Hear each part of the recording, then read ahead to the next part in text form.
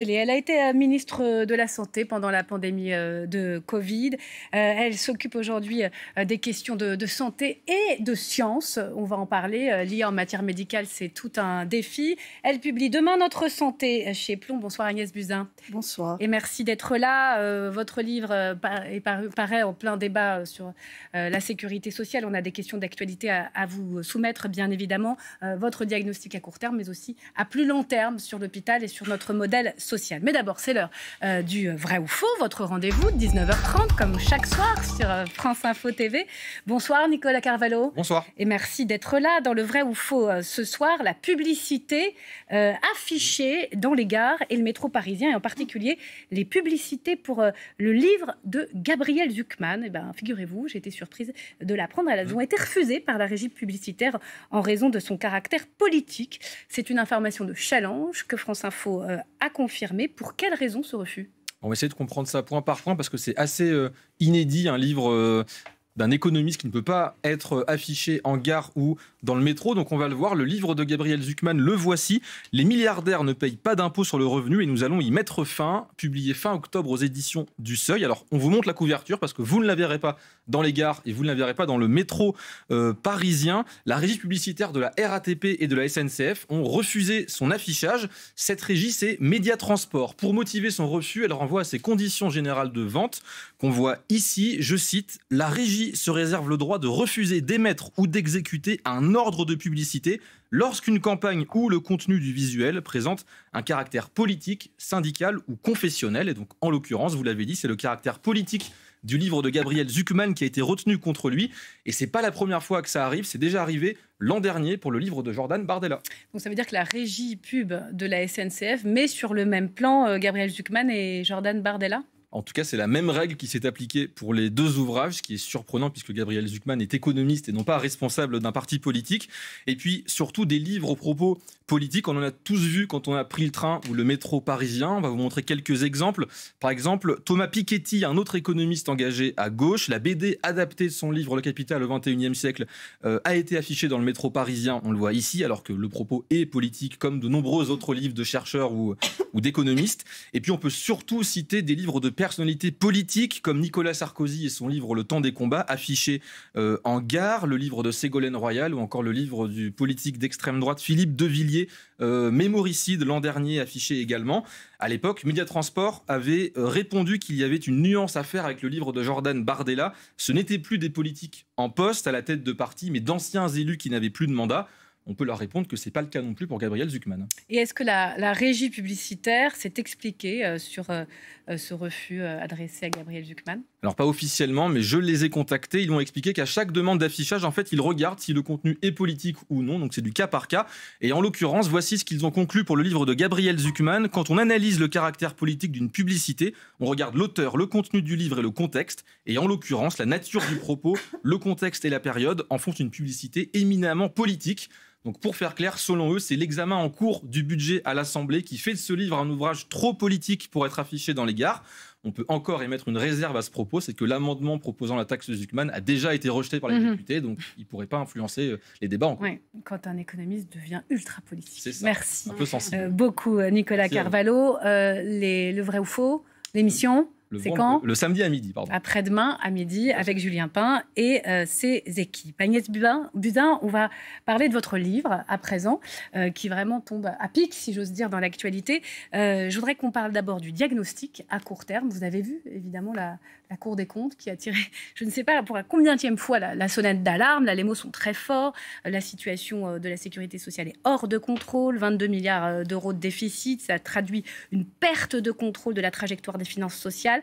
En 2 ans, le déficit a doublé. Le trou entre les recettes et les dépenses a atteint son niveau le plus élevé depuis 2012, en dehors de la période Covid. Et je cite encore la Cour, la France est confrontée à une impasse de financement de la dette sociale. Ça fait peur, franchement, quand on lit cet avertissement. Comment en est-on arrivé là ? À qui la faute ?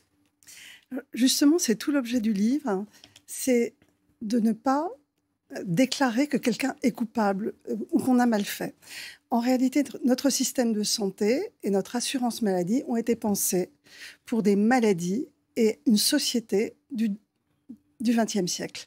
Et les défis auxquels nous sommes confrontés aujourd'hui, notamment le vieillissement de la population, l'explosion des maladies chroniques, la désertification médicale, le prix des médicaments et de l'innovation, tout cela fait que notre système, la façon dont il est financé, la façon dont il est organisé, n'est plus capable de répondre aux enjeux du XXIe siècle. Vous dites que ce n'est pas la faute des politiques. C'est évident que les retraites pompent le système. Aujourd'hui, l'État s'endette tous les jours pour financer les pensions de retraite. Effectivement, voilà, la population vieillit, l'espérance de vie augmente, il faut s'en féliciter, mais le système, il craque. Mais quand on regarde ce que dit la Cour, le Ségur de la santé, vous y avez participé, l'augmentation des rémunérations des soignants n'était pas financée. C'est ce qui est écrit, hein, noir sur blanc. Absolument, mais j'étais partie, malheureusement. Ah, vous étiez partie, je peux dire, j'étais partie à cette période-là, donc Olivier Véran a géré le Ségur de la santé, et il fallait augmenter la rémunération des professionnels hospitaliers. Ils avaient énormément travaillé et pris d'énormes risques pendant la première vague de Covid, et c'était en réponse, évidemment, à cette mobilisation. Donc ça, il faut l'assumer, quoi qu'il en coûte, comme on dit. Ça a fait partie du quoi qu'il en coûte, je pense. Mais justement, ce quoi qu'il en coûte, Agnès Buzyn, est-ce qu'il n'y a pas quelque part dans la tête des politiques que, au nom de la santé, on peut un peu tout dépenser, c'est-à-dire un manque de responsabilité de plusieurs politiques qui sont passés, parce que la santé, c'est tellement important pour les Français, leur système de santé, qu'on ne va pas trop regarder à la dépense, et c'est ce qu'on paye aujourd'hui. Alors, ça n'est pas que les politiques, les Français aussi. Quand vous regardez le dernier sondage sur la sécurité sociale, les Français disent « nous ne voulons pas d'économie sur la santé ». Or, dans le monde réel, on ne peut pas toujours dépenser plus. Et je vais revenir sur les chiffres qui sont effectivement alarmants. Donc, ça n'est pas que les politiques qui ne prennent pas leurs responsabilités. Ce sont également les Français qui veulent toujours plus d'accès à de nouveaux droits, à de nouveaux soins et à l'innovation. Et en fait, tout est légitime. On a créé trop de droits sociaux. Non, mais ce que je dis dans le livre, c'est que toutes les demandes sont légitimes, mais que maintenant, vu la trajectoire des dépenses d'assurance maladie qui augmente de 4% par an de façon mécanique, en réalité. Avec le vieillissement de la population. Avec le vieillissement de la population et le coût de l'innovation, c'est 4% d'augmentation par an. C'est le cas de tous les pays du monde, donc la France n'est pas un mauvais élève, mais à un moment, notre système n'est plus efficient suffisamment. Pourquoi je dis ça? C'est parce que par rapport à d'autres pays, nous partons déjà de dépenses de santé extrêmement élevées. Nous sommes le 3e pays au monde en termes de dépenses de santé. Environ 12% de notre PIB est alloué à la santé, ce qui nous fait être simplement le 3e après les États-Unis et l'Allemagne. La moyenne des pays de l'OCDE, c'est de 9,5%. Donc on part de très très haut et on continue d'augmenter de 4% par an. Si on continue à ce rythme-là, la Cour ne le dit pas, mais en fait c'est ça que nous devons réaliser, c'est qu'à ce rythme-là, dans 10 ans, la santé représentera 20% du PIB français. Ouais, donc il faut agir. Alors, il y a le court terme. Est-ce qu'on peut se le permettre? Le court terme, c'est le budget. On va vous soumettre forcément les pistes. Bien sûr. Certaines ont déjà même été retoquées. Puis il y a le long terme. Et là, c'est les grandes réformes. D'ailleurs, vous ne voulez pas du tout renoncer au modèle social. Et vous en félicitez. La Sécu qui fête ses 80 ans. Les retraités, Camille. Et oui. Et si on les faisait un peu contribuer? Mais regardez, tout de suite, il y avait des manifestations aujourd'hui. Je pense qu'on a des images. Parce que dès qu'il s'agit de toucher à la retraite et aux retraités, eh ben, il y a une mobilisation syndicale. On regarde les images.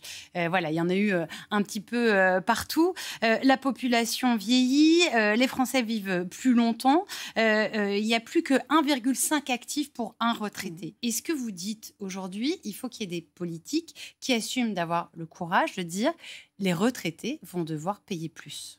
En tous les cas, l'augmentation... Au moins les plus riches, quoi. Au moins, voilà, l'augmentation automatique des pensions qui suivent l'inflation d'année en année, notamment pour les retraités les plus riches, aujourd'hui, mérite d'être réinterrogée. Objectivement, mais ça vient d'être retoqué à l'Assemblée nationale. Absolument. Par la droite. Parce qu'il faut un courage politique fou pour s'attaquer aux retraités, ce sont ceux qui votent. Donc il faut énormément de courage. Moi, j'ai envie de dire aux retraités, et je vais en être une bientôt, donc ça n'est pas... je rentre totalement dans ce raisonnement. Les retraités disent toujours, oui, mais on a besoin d'aider nos enfants et nos petits-enfants. Moi, j'ai envie de leur dire, je ne veux pas être obligée d'aider mes enfants et mes petits-enfants. Ce que je souhaite, c'est qu'ils vivent mieux que moi. Et ce n'est pas donc, complètement c'est ce ça qui sort l'enjeu. en plus des chiffres, parce que on l'a vu dernièrement, la part d'épargne des retraités augmente de plus en plus. Absolument, ce sont eux qui sont propriétaires, ce sont eux qui sont capables d'épargner et en plus capables d'aider leurs enfants. Donc vous dites oui à l'année blanche pour les retraités, on gèle les pensions et on supprime l'abattement de 10% d'impôt sur le revenu pour les retraités qui en payent.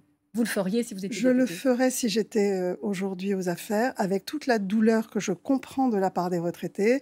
Il faut protéger les petites retraites, évidemment. Il faut protéger le pouvoir d'achat des plus pauvres.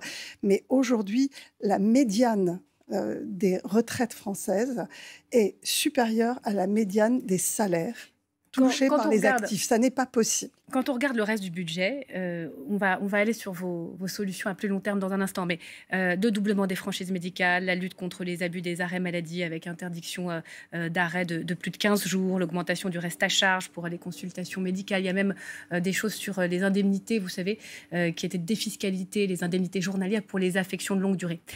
C'est juste tout ça ou pas, Madame l'ancienne ministre de la Santé? Alors, évidemment, ces mesures sont très dures. Pourquoi elles sont très dures? C'est parce qu'en fait, on n'a pas les outils de la transformation. Le fait qu'il n'y ait pas de gouvernement stable et le fait qu'il n'y ait pas de vision politique de ce que doit être le système de santé du XXIe siècle fait qu'aujourd'hui, personne ne propose une transformation, une remise à plat de nos priorités, de la façon dont le système fonctionne.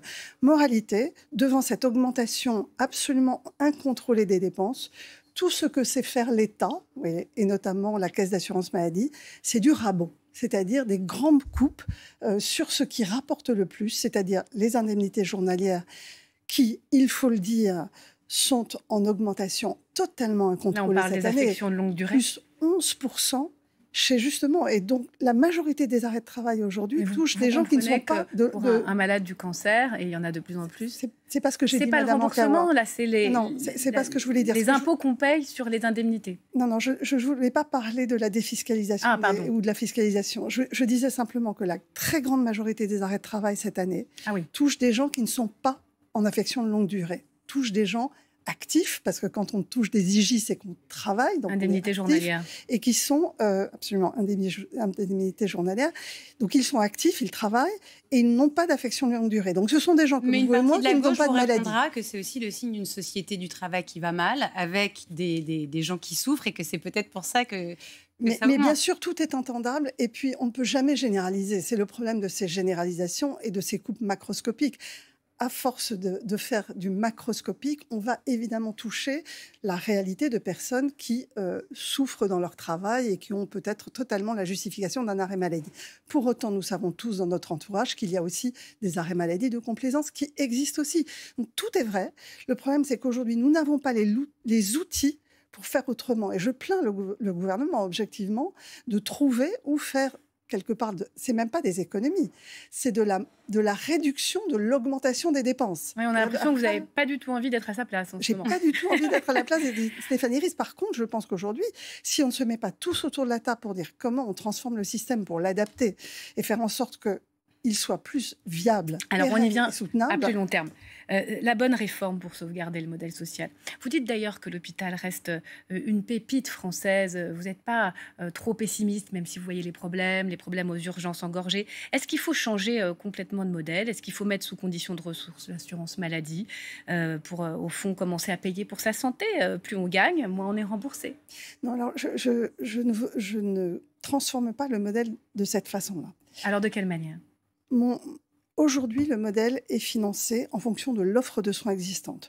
On a le bloc des hôpitaux qui reçoit un financement qui, en plus, se réduit d'année en année parce que, justement, comme on n'est pas capable de maîtriser les dépenses de l'autre enveloppe, celle de ville, celle qui concerne les indemnités journalières, les médicaments, les consultations de ville, etc. En réalité, l'hôpital est depuis des années la variable d'ajustement et donc on rabote les tarifs hospitaliers pour pouvoir maintenir l'enveloppe. Ça n'est pas possible, on ne peut pas continuer comme ça. Donc quelles sont nos priorités? Évidemment, de bien financer notre bien commun qui est l'hôpital, qui est le service public.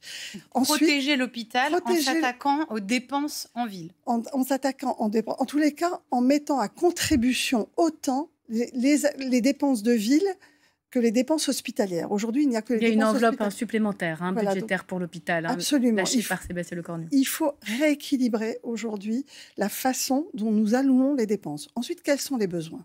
Les besoins, c'est vraiment de répondre aux enjeux du vieillissement et donc aller vers les gens, être capable d'aller vers les gens. Les gens âgés sont moins mobiles. Des maladies chroniques, c'est-à-dire des organisations autour des malades chroniques, autour de leur parcours de soins. Comment on finance ça et qu'on arrête de laisser les patients atteints de diabète ou d'insuffisance cardiaque errer d'un spécialiste à l'autre vers un kiné, un diététicien. Aujourd'hui, les parcours de soins ne sont pas organisés, donc il faut des organisations territoriales beaucoup plus efficientes. Vous savez bien que le problème, et donc, il faut les payer. Médicaux, c'est pour trouver un spécialiste, il y a 6 mois d'attente. Les maisons de santé, là, les maisons de santé vous en pensez quoi? Indispensables. Je pense que c'est le nouveau modèle. Sébastien Lecornu. C'est le nouveau modèle. Je pense que le modèle ancien du XXe siècle, où les médecins ou les professionnels de santé libéraux étaient isolés dans leur cabinet, est un modèle voué à disparaître parce qu'il n'est absolument pas adapté aux malades complexes et chroniques. Quand on est tout seul dans son cabinet et qu'on doit trouver pour quelqu'un de âgé avec une maladie chronique, un diététicien, un kiné, c'est compliqué. Une maison de santé. Comment vous faites pour les mettre, les médecins, dans ces maisons de santé? Certes, ils sont plus tout seuls. Alors, ils ne sont plus tout seuls. Ils ne sont pas toujours d'accord pour aller travailler dans les territoires enclavés. On sait que c'est difficile. Est-ce qu'on doit les forcer? En maison de santé. Contraindre la liberté d'installation? Peut-être, je vais terminer sur le modèle. Contraindre la liberté d'installation, aujourd'hui, on le sait, va avoir des effets absolument contre-intuitif et pervers. Donc ça ne va pas marcher parce que nous sommes en pénurie. Ça ne marche que lorsqu'il y a un trop-plein de professionnels. Donc il nous faut des solutions attractives pour les professionnels. Les maisons de santé et les centres de santé le sont. Ils sont contents de travailler à plusieurs. Ils sont contents de travailler avec d'autres professionnels, des infirmiers, des IP, des infirmiers de pratique avancée, des pharmaciens, des kinés. Ils trouvent qu'ils font mieux leur travail face aux malades chroniques, qu'ils sont mieux armés. Ça permet de financer des assistants médicaux qui les dégagent de la partie administrative. Donc, tout ça est beaucoup plus vertueux. Et puis, il faut financer les gens qui travaillent bien au détriment des gens qui ne travaillent pas bien. Ça veut dire quoi? Ça veut dire qu'aujourd'hui, on sait qu'environ 20% des dépenses de l'assurance maladie, tous les rapports le montrent, sont des dépenses inutiles. C'est-à-dire des actes qui sont réalisés sans justification. J'allais venir là-dessus. Dans votre livre, il y a un sujet assez sensible que vous soulevez, c'est ces médecins généralistes qui font des ordonnances qui coûtent trop cher, en fait, à l'assurance maladie. Vous ne citez pas la personne, mais vous dites que dans votre entourage, il y a une personne qui a 90 ans, qui se sent pas très bien, qui va voir son médecin et qui ressort avec une ordonnance qui coûte au moins 500 € à l'assurance maladie. Je pense que c'est en effet une scène de la vie française qui n'est pas extraordinaire, mais comment vous agissez là-dessus? Enfin, je veux dire, comment vous allez faire pour que des médecins contrôlent à ce point-là leur ordonnance? Enfin, ils vont faire grève, il n'y aura plus de médecins généralistes. Là, c'est une décision absolument inflammable politiquement, c'est pas possible. Évidemment, ça n'est pas du contrôle ex post. On n'est pas là pour sanctionner, moi je ne pense pas du tout. Ex post, c'est après que l'ordonnance ait été dressée de la part des caisses d'assurance maladie en disant « dis donc vous, ça coûte trop cher ». Absolument, et je pense que les sanctions, et aujourd'hui beaucoup de médecins généralistes subissent des sanctions sur le nombre des arrêts de travail, c'est très violent. Oui, on les entend régulièrement dire on nous il y a même des suicides doigt. chez des médecins généralistes qui se sont fait pointer du doigt. Donc, je ne pense pas que ce soit la bonne façon. Je ne dis pas qu'il ne faut pas. Oui, mais comment faire? Il faut changer l'état d'esprit? Non, je pense qu'il faut absolument que tout le monde comprenne qu'aujourd'hui, le système de santé, le financement de ce système de santé, c'est notre bien commun. Et que si nous ne faisons pas tous un effort, en fait, le système va exploser. Nous ne l'aurons plus dans 10 ou 15 ans parce que nous ne pourrons plus le financer, sauf si notre croissance réaugmente à 5 ou 10% par an. On en est loin. Par contre, je pense que les outils numériques qui sont en train de se développer dans les logiciels des médecins, dans notamment le dossier médical partagé, qui va pouvoir totalement identifier les pathologies, les ordonnances, avec des mots-clés, va permettre aux médecins d'avoir sur son logiciel la bonne prescription, les recommandations de la Haute Autorité de Santé. Et mandatements médicaux, c'est ça? Comment va évoluer le rôle du médecin avec l'intelligence artificielle? Il va s'améliorer. Il sera de toute façon plus fort en matière de diagnostic, parce qu'il va croiser des données, notamment dans votre généalogie, les maladies qu'ont eu votre grand-père, votre arrière-grand-père, et j'en passe. Il ne va pas être remplacé par la machine? Alors, certainement pas. Ça va être un outil comme on a eu la radiologie, qui est devenue un outil, la biologie est devenue un outil, ça va être un outil extraordinaire, je pense, pour améliorer justement l'efficience et surtout la qualité des soins et la sécurité des soins. C'est-à-dire que l'intelligence artificielle va permettre d'affiner les diagnostics beaucoup plus vite. C'est complexe la médecine aujourd'hui. Franchement, j'admire les médecins généralistes quand on voit la rapidité de l'évolution des médecin généraliste s'il ne fait plus le diagnostic, c'est son principale compétence aujourd'hui. Non, pas seulement. C'est aussi d'écouter le malade, de savoir ce que le malade ressent. C'est l'humain, c'est de prendre en compte ce que le malade est capable de supporter en termes de traitement, quelles sont ses volontés en termes de prise en charge. Et donc, évidemment, c'est adapter ses recommandations à l'état du malade, avec sa propre expérience. Par contre, il va gagner du temps et je pense que la qualité des soins va grandement s'améliorer. Là, il y a eu des tests qui ont été faits. Pour le moment, quand il y a IA avec le médecin, ça donne pas le meilleur diagnostic. Il faut mieux qu'il y ait l'IA tout seul et que le médecin ne s'en mêle pas du tout. Donc, ça va demander quand même du temps à ce que ce soit... Je ne parle pas des diagnostics. Je pense que l'IA est très forte en diagnostic aujourd'hui, encore que ça dépend laquelle. Tous les logiciels, entre guillemets, toutes les plateformes ne sont pas du tout équivalentes. Ça nécessite encore d'être cadré et d'encadrer. Mais je pense qu'on va énormément améliorer la qualité et justement la pertinence. C'est quoi la pertinence? C'est en fait toutes ces prescriptions qui sont parfois en fait trop importantes, inutiles, qui font perdre du temps aux malades. Aujourd'hui, et là encore, c'est pas du tout une critique sur le système français, la non-pertinence des soins, c'est-à-dire tous ces actes inutiles, sont évalués à 20% des actes dans tous les pays du monde. Donc ça n'est pas un mal français, c'est un mal général parce que la médecine est compliquée et que ça prend du temps d'améliorer la pertinence. Donc cette pertinence, ça nous ferait gagner à peu près 20% du budget des prescriptions. Oui. C'est énorme. Et puis, ce qui ferait plein d'économies aussi, c'est la prévention. Ça fait des années qu'on en parle. Voilà. Évidemment, si tout le monde faisait son vaccin contre le papillomavirus, on a des enfants, on ne le fait pas, ça permet la même chose sur le dépistage des cancers, du sein, de l'utérus. Le vaccin, la grippe. Voilà, la grippe. Mais quand vous voyez la défiance vaccinale aujourd'hui, et vous l'avez touché du doigt de près, quand vous étiez ministre, vous ne dites pas que ça ne marchera pas, la prévention. Comment on embarque une population? C'est sûr que si tout le monde fait les bons diagnostics, les bonnes consultations au bon moment, les bons vaccins, là, vous réduisez le nombre de malades, c'est une évidence.